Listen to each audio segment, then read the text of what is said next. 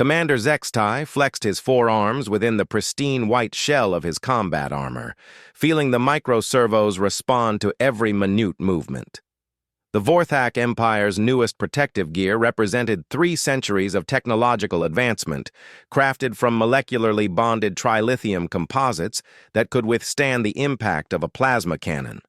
The suit's AI whispered status updates directly into his neural cortex, monitoring everything from his heart rate to the atmospheric composition of the alien world they now approached.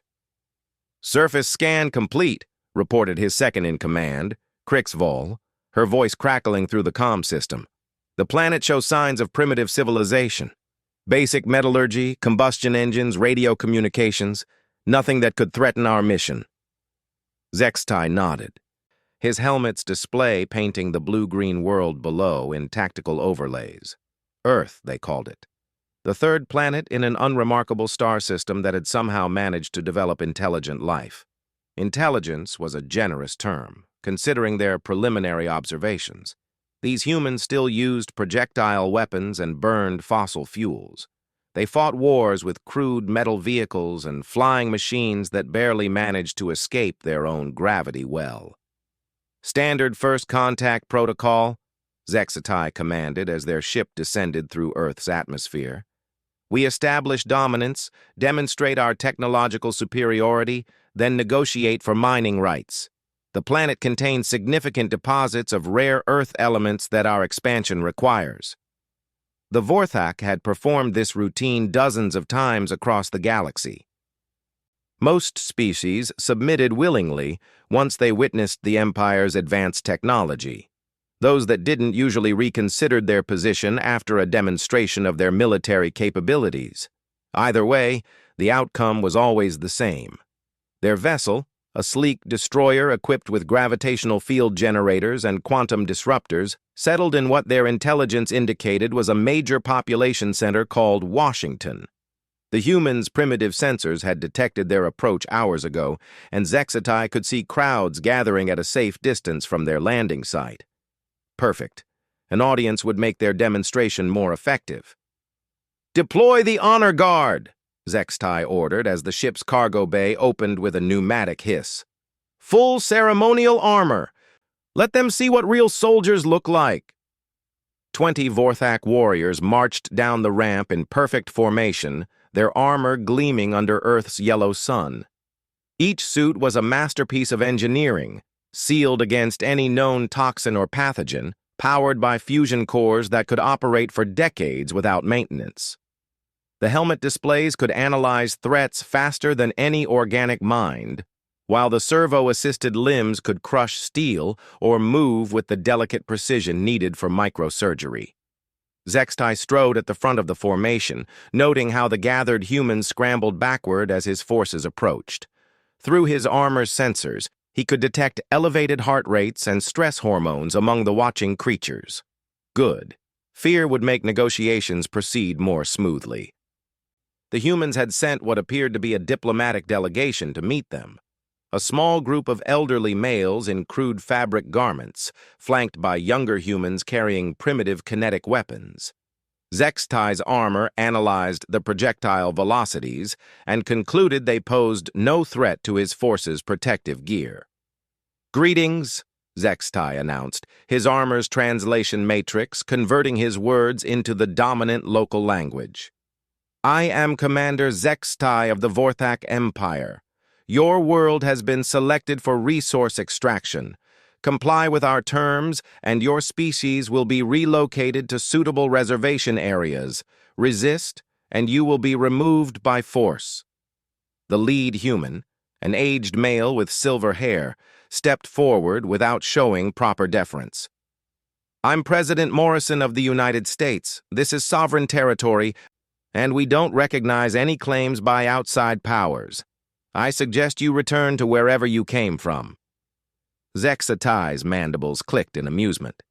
The translation of sovereign territory had required several computational cycles to approximate in Vorthak, as the concept was foreign to any species that understood galactic realities. "You misunderstand your situation. Observe." He gestured to one of his warriors, who raised his arm cannon and fired a controlled burst at a nearby vehicle. The plasma beam punched through the metal structure like it was made of paper, leaving molten edges around a perfectly circular hole. The humans jerked backward, several falling to their knees. "Your primitive weapons cannot penetrate our defensive systems," Zextai continued. "Your crude vehicles cannot outrun our fighters. Your civilization has reached its limits, while ours spans 1,000 worlds. Submission is your only logical choice." The human president straightened, his jaw set in what the armor's behavioral analysis software identified as determination. "We've faced down tyrants before. Earth has never bowed to invaders, and we're not about to start now." More clicking from Zextai's mandibles. He had encountered defiance before, but never from such a technologically inferior species. "Very well. Perhaps a practical demonstration will clarify matters." He activated his armor's external speakers and addressed the growing crowd of humans. "Your leaders refuse to acknowledge reality. Observe what happens to those who oppose the Vorthak Empire." Zextai drew his sidearm, a crystalline rod that hummed with contained energy. One shot could vaporize a human completely, leaving nothing but ionized particles. He aimed at the president, whose security detail raised their weapons in a futile gesture. But before he could fire, something unexpected happened.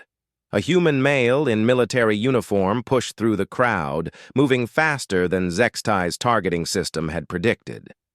The armor's threat assessment protocols barely had time to register the approaching figure before he was inside the weapon's minimum range.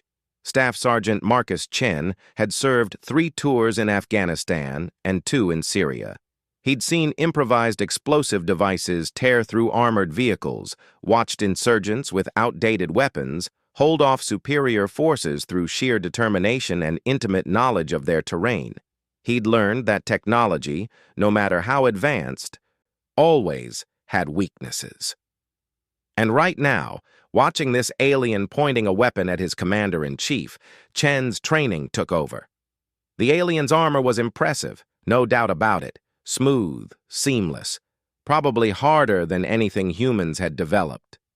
But Chen had spent years studying every form of personal protection ever devised, from medieval plate mail to modern body armor. He knew that joints were always the weak points, and even the most advanced design needed to allow for movement. The alien's arm was extended, holding its weapon steady. Chen could see the subtle segmentation where the upper arm piece met the elbow joint. There would be a gap there, had to be, or the creature couldn't bend its arm. Chen launched himself forward, his right elbow leading. It was a technique he'd learned in close-quarters combat training, designed to deliver maximum force through a small contact area. His body weight, momentum, and muscle memory combined in a single devastating strike. His elbow connected with the joint of the alien's armor with a sound like breaking glass. The Vorthak engineering team that had designed the combat armor had accounted for every known threat in the galaxy. Plasma weapons, particle beams, kinetic projectiles traveling at significant fractions of the speed of light, corrosive agents that could eat through hull plating, and energy fields that could disrupt molecular bonds. They had tested the armor against every form of attack in their extensive databases. What they had not accounted for was the specific biomechanics of human joint leverage combined with the precise application of force to the armor's articulation points. The elbow joint, designed to flex under the gentle pressure of Vorthak physiology, had never been tested against the concentrated impact of a human striking technique that had been refined through thousands of years of warfare. Chen's elbow hit the armor with roughly 1,500 pounds of force, concentrated into an area smaller than a quarter. The trilithium composite, molecularly bonded to withstand plasma fire, shattered like ceramic struck by a hammer. Zextai felt the impact travel through his armor systems like an earthquake. Warning signals flashed across his helmet display as the suit's integrity was compromised. The weapon dropped from his suddenly nerveless fingers as feedback from the damaged joint sent neural static racing through his cybernetic interfaces. He stared down at his arm in disbelief. The armor that had protected Vorthak warriors for 3 centuries lay in fragments around the elbow joint, the underlying mechanical systems sparking and smoking.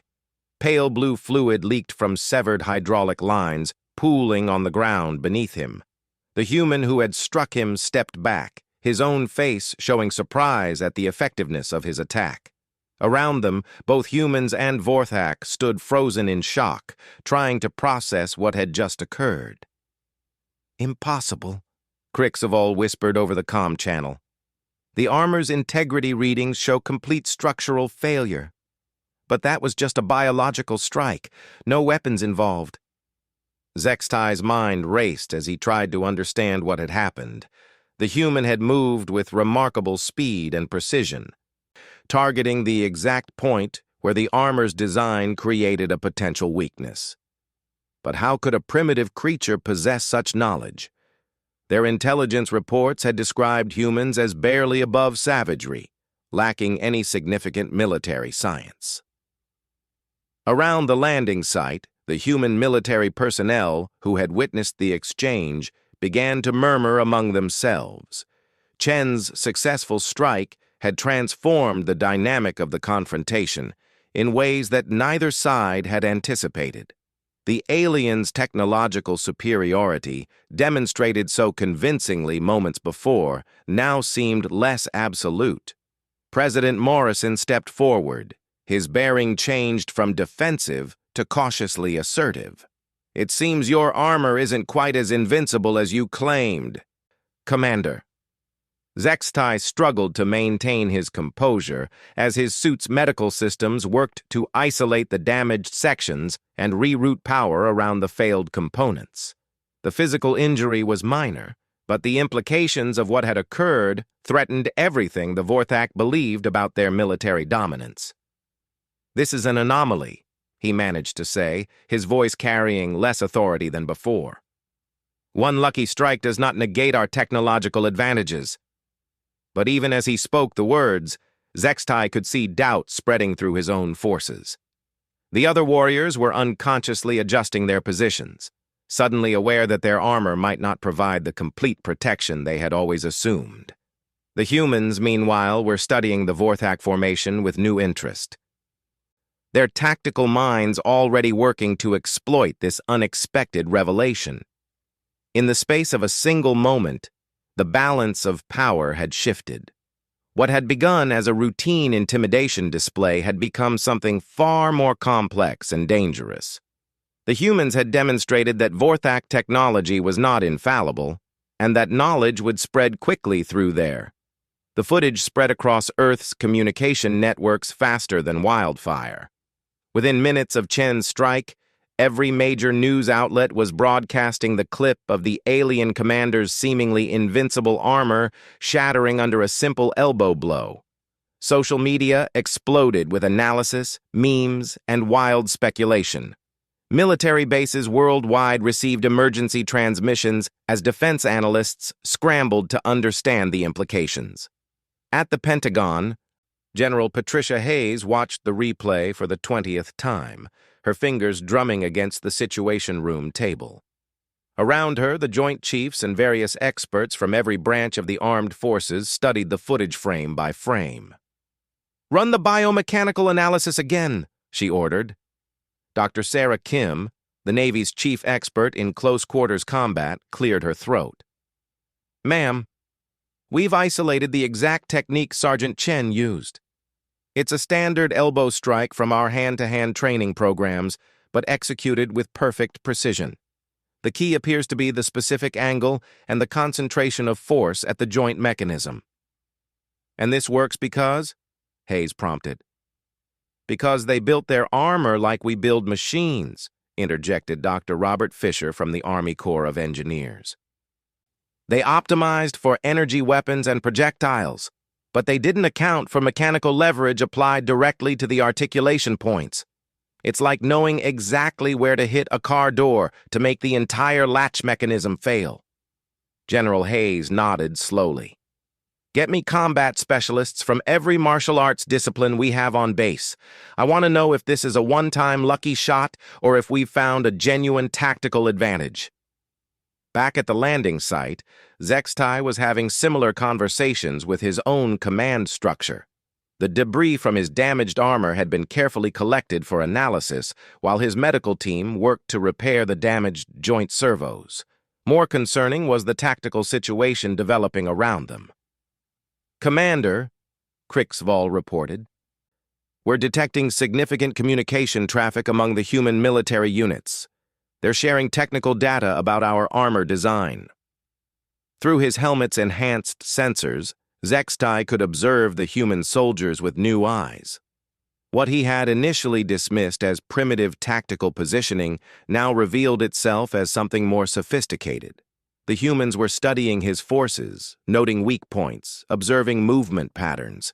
They moved with a fluid coordination that spoke of extensive battlefield experience. "Sir," another warrior reported over the comm, "long-range scans are detecting human military forces mobilizing worldwide. Aircraft, ground vehicles, naval vessels. They appear to be repositioning for some form of coordinated response." Zextai's mandibles clicked nervously. Standard Vorthak doctrine called for overwhelming force demonstrations to prevent exactly this kind of organized resistance. But the damage to his armor had complicated that approach. If the humans had discovered a reliable method to neutralize Vorthak protective systems, a show of force might backfire spectacularly. "Maintain defensive positions," he ordered. "Do not engage unless directly threatened." President Morrison approached again, but this time he wasn't alone. Flanked by Sergeant Chen and several other military personnel, the human leader carried himself with renewed confidence. "Commander Zextai," Morrison said, "I think we need to revisit our earlier conversation. It seems your technology isn't quite the game-changer you thought it was." Before Zextai could respond, one of his perimeter guards reported movement. "Multiple human vehicles approaching from the west. Military configuration approximately 50 personnel." The newcomers turned out to be a specialized unit from the nearby Marine base, led by a compact woman whose bearing screamed veteran combatant. Master Sergeant Lisa Rodriguez had been studying the armor footage during her rapid deployment to the scene. "Mr. President," she said after a quick salute, "my team has been analyzing the alien equipment. We've identified 17 potential vulnerability points in their armor design." She gestured to her squad, who moved with practiced efficiency to surround the Vorthak formation. Zextai noted with growing alarm that they maintained careful distances and angles, never presenting themselves as easy targets while positioning themselves to strike at armor joints. "Demonstrate!" Rodriguez ordered. What happened next would be remembered in military academies across Earth for generations. Private First Class Jackson, a former collegiate wrestler, approached one of the Vorthak warriors from the side. The alien raised its weapon, but Jackson was already inside its reaction curve, using a technique that combined elements of jiu-jitsu with modern combatives training.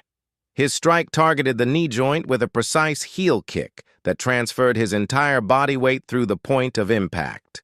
The armor's knee assembly, designed to flex under normal movement, catastrophically failed under the focused mechanical stress. The warrior toppled as hydraulic fluid sprayed from ruptured lines. Before the other Vorthak could react, Corporal Martinez demonstrated a shoulder throw that exploited the armor's high center of gravity and limited flexibility. The alien warrior found himself airborne, crashing to the ground as his back-mounted power system sparked and failed from the unexpected impact. Sergeant Williams showed how a properly executed chokehold could disrupt the armor's neck joint sensors, causing cascading system failures as the suit lost connection with its wearer's vital signs. The affected warrior's armor entered emergency lockdown, immobilizing him completely. Within minutes, half of Zextai's honor guard was disabled, not by superior technology or overwhelming firepower, but by the precise application of human biomechanics against equipment that had never been tested against such attacks. "Impossible," Crixvold breathed over the comm. "They're using nothing but physical techniques, no weapons at all." Zextai stared at the scene unfolding around him, his tactical training warring with the evidence of his own sensors. The humans moved like they had been fighting armored opponents their entire lives, exploiting weaknesses that Vorthak engineers had never considered because no species in their empire had ever fought in such a manner. "Withdraw to defensive positions around the ship," he ordered. But even as his remaining warriors complied, Zextai could see they were badly shaken. The psychological impact of watching their supposedly invincible protection systems fail so easily was devastating their morale. Master Sergeant Rodriguez stepped forward, her expression businesslike. "Commander, I think you're beginning to understand the situation. Your armor is impressive against energy weapons and projectiles, but you've never faced opponents who specialize in close-quarters combat." She gestured toward her Marines, who had taken up positions that effectively surrounded the remaining Vorthak forces without appearing directly threatening. "Humans have been fighting each other for thousands of years. We've developed techniques for defeating every form of protection ever devised, from leather armor to modern composites. We study weak points because our survival has always depended on it." Dr. Kim had arrived from the Pentagon via emergency transport, her tablet loaded with preliminary analysis data. "Commander, we've identified the fundamental design flaw in your approach. You optimized your armor for the threats you knew about, but you didn't account for threats that operate outside your technological paradigm." She displayed a holographic projection of Vorthak armor schematics overlaid with human anatomical data. "Your species evolved on a world with lower gravity and less atmospheric density. Your physiology is adapted for precision and technological manipulation, not raw physical power. Your armor reflects those priorities." The projection highlighted joint mechanisms and stress points. Humans evolved as persistence hunters on a high-gravity world. Our entire musculoskeletal system is designed to generate and transfer maximum force through leveraged movement. When we fight, we're not just using our muscles, we're using physics itself as a weapon. Zextai watched the analysis with growing comprehension and alarm. The implications extended far beyond this single encounter. If humans could consistently defeat Vorthak armor through physical techniques alone, then the entire military doctrine of the Empire was fundamentally flawed. "This is why your species has survived," he said slowly. "Not because of advanced technology, but because you've mastered warfare at its most basic level." Rodriguez nodded grimly. "Every human child learns to fight before they learn to read. Every soldier trains in hand-to-hand combat regardless of their specialty. We've been preparing for this our entire civilization without knowing it." Around the perimeter, more human military units were arriving. Special forces from different nations, each bringing their own martial traditions and combat techniques.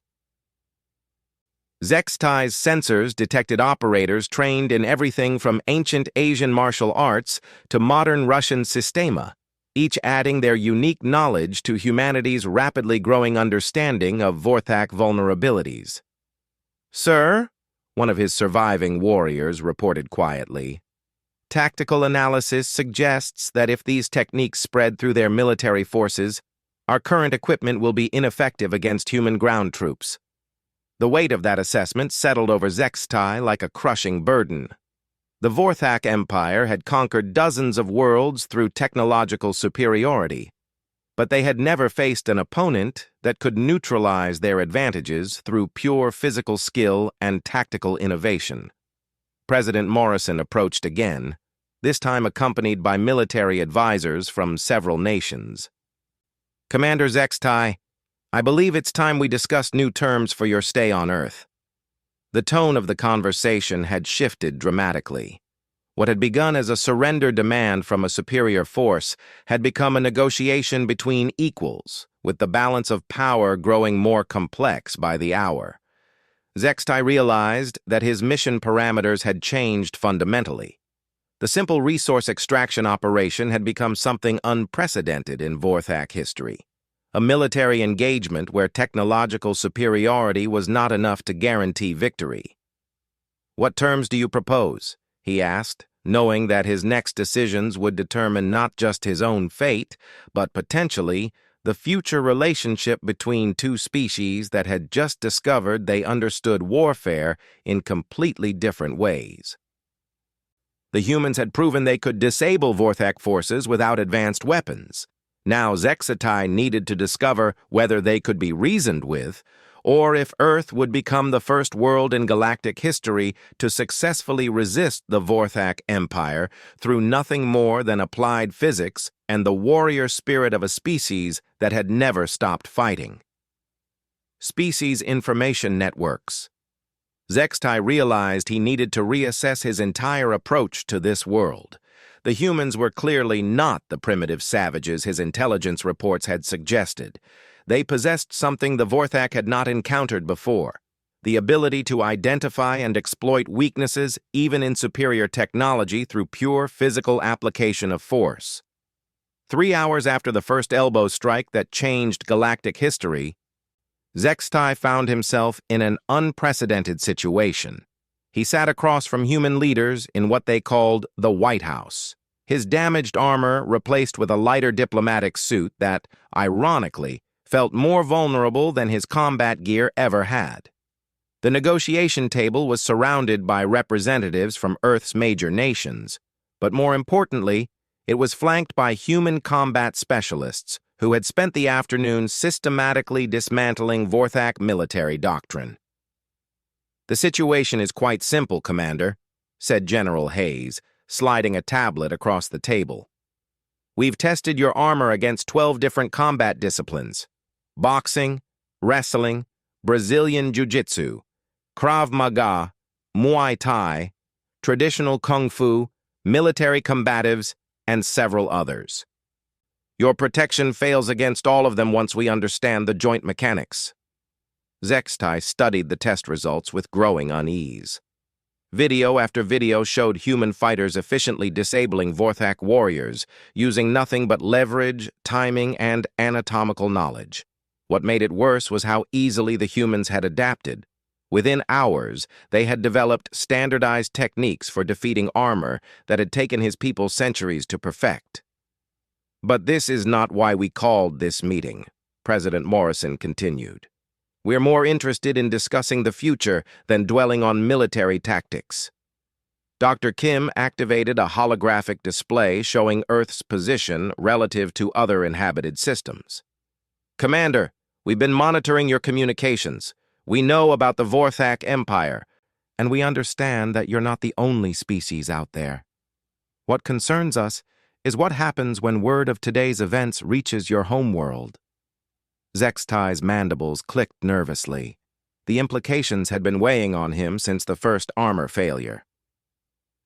"My superiors will not respond favorably to news that a primitive species has developed counters to our technology. They will likely authorize the deployment of orbital bombardment platforms." "Which brings us to our proposal," Morrison said. "Rather than letting this escalate into a war that benefits no one, we suggest a different approach."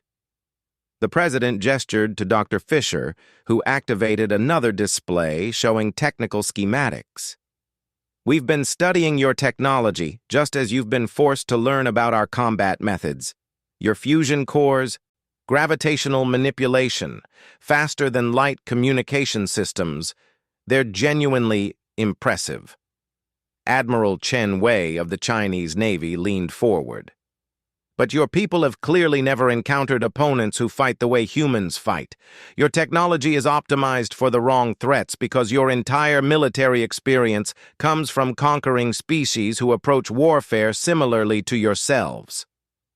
"What are you proposing?" Zextai asked, though he suspected he already knew the answer. "Partnership," said General Hayes bluntly. You need to learn how to defend against physical combat techniques that can neutralize your equipment. We need to understand galactic-level technology and the threats you've faced across the stars. Master Sergeant Rodriguez stepped forward, carrying a modified piece of Vorthak armor. We've spent the afternoon working with your technical team. Look at this. The armor piece had been reinforced with additional support structures around the joints while maintaining the original functionality. More importantly, it incorporated design elements clearly inspired by human protective gear. Your engineer, Krixvol, is remarkably adaptable, Rodriguez continued. She understood immediately what we meant about joint vulnerability and has been working to address the issues. But this is bigger than just fixing armor. Dr. Kim activated another display, this one showing a timeline stretching into space. Commander, your empire spans 1,000 worlds, but according to your own records, you've never encountered a species with sophisticated physical combat traditions. What happens when you do? The question hit Zextai like a physical blow. The Vorthak Empire had expanded through technological superiority and the assumption that advanced civilizations would develop along similar paths. They had never encountered a species that had deliberately maintained and refined primitive combat skills alongside technological advancement. There could be others, he admitted slowly. Species that approach warfare differently than either of our peoples. Exactly, Morrison said.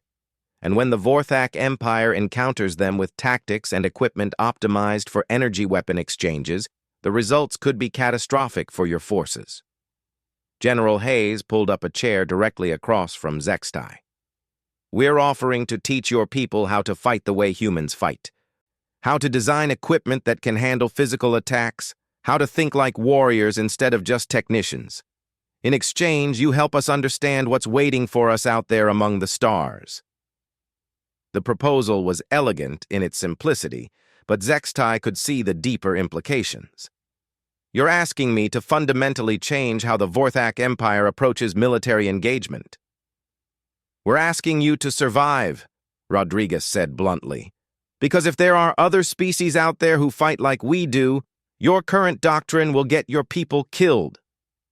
Dr. Kim brought up a new display showing human military training programs. Look at this from our perspective, Commander. We've been fighting each other for thousands of years. Every technique you've seen today was developed by humans trying to defeat other humans wearing the best protection available at the time. We've already solved the problems your empire hasn't encountered yet. Zextai watched footage of human training exercises, seeing his own afternoon's humiliation repeated in controlled environments where soldiers practiced against opponents in various forms of protective gear. The techniques were refined, systematic, and clearly effective against any technology that required articulated joints for mobility. What about the resources your empire came here to extract? He asked. Morrison smiled grimly. Those rare Earth elements? We're willing to trade them, but not as conquered subjects handing over tribute to overlords. As partners in a mutually beneficial relationship. Admiral Chen Wei activated a financial projection. Your fusion technology alone would revolutionize our energy production. Your gravitational manipulation could transform our transportation systems. In exchange, we provide materials and teach your people combat techniques that could save millions of Vorthak lives in future conflicts. The offer was tempting, but Zextai knew his superiors would struggle to accept it. My people have never entered into equal partnerships with less advanced species. The concept goes against our entire imperial structure. Then maybe it's time to reconsider that structure, General Hayes suggested. Because what happened here today is going to happen again when you encounter other species who've taken different paths to power. Krixvol entered the room carrying a modified weapon system that clearly incorporated both Vorthak energy technology and human design principles. Commander, I've been working with their engineers. Their approach to problem-solving is remarkable. They don't just try to overwhelm challenges with superior technology. They study weaknesses and develop specific counters. She activated the weapon, showing how it had been redesigned to function effectively, even when the operator was engaged in close-quarters combat. If we can learn to think like this, to anticipate and counter unconventional attacks, our military effectiveness could increase dramatically. Dr. Fisher nodded approvingly. Your technical knowledge combined with our tactical innovation could produce defensive systems that work against both energy weapons and physical attacks. Neither of our peoples could develop this alone. Zextai realized the humans had outmaneuvered him completely, but not through deception or force. They had simply presented a logical argument that was impossible to refute. The Vorthak Empire's expansion would inevitably bring them into contact with species who might not follow predictable technological development paths. When that happened, the Empire would need every advantage available. I cannot make this decision alone, he said finally, but I can recommend that my superiors consider your proposal. That's all we ask, Morrison replied. But, Commander, consider this. Your ship's communication logs will show what happened here today. Your military command will analyze the footage and reach the same conclusions we have. They'll realize that Vorthak tactics and equipment need fundamental revisions. President Morrison stood, extending his hand in the human gesture of agreement. You can return to your empire empty-handed, having failed in your mission and lost face among your peers, or you can return as the commander who discovered a powerful new ally and revolutionary military techniques that could transform Vorthak capabilities. Zextai stared at the offered hand, understanding that accepting it would change more than just his own career trajectory. It would mark the beginning of the first truly equal partnership between the Vorthak Empire and another species. After a long moment, he extended his own hand and grasped the human leader's fingers. I will recommend acceptance of your proposal, but I warn you, not all Vorthak leaders will embrace this change willingly. Then we'll convince them the same way we convinced you, Rodriguez said with a slight smile. We'll show them that working together makes both our peoples stronger. 6 months later, the first joint Vorthak human training facility opened on a space station orbiting Mars. Vorthak engineers learned human approaches to tactical problem-solving, while human technicians mastered alien metallurgy and energy systems.